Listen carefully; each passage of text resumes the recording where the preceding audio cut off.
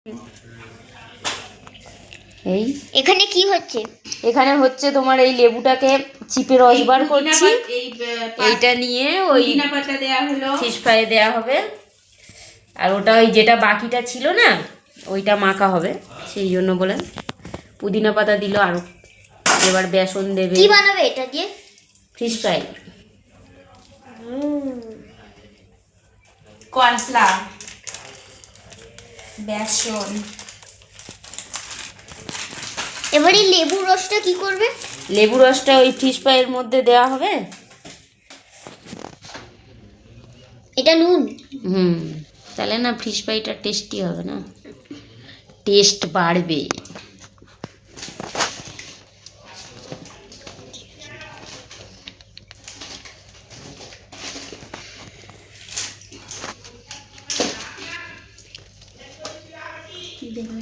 কটা লেবু নিয়েছো এখানে? এখানে 3টে লেবু দিয়েছি। 3টে লেবু এই হাফ হাফ টুকরো করে নিয়েছি। আর আগেরটায়? 3টে লেবু দিয়েছি। সেম 6টা লেবু পুরো একদম সেম করে দেয়া। এখন এটা মাখানোর পর লেবুটা রসটা দেবে। লেবু রস দিয়েও মাখাবে। মাখিয়ে এই যে লেবু রস দিয়ে দিলাম।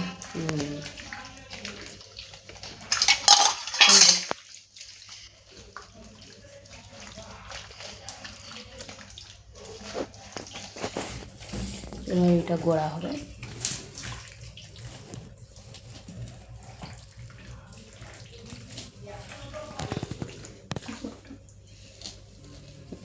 ভালো করে মাখতে হবে।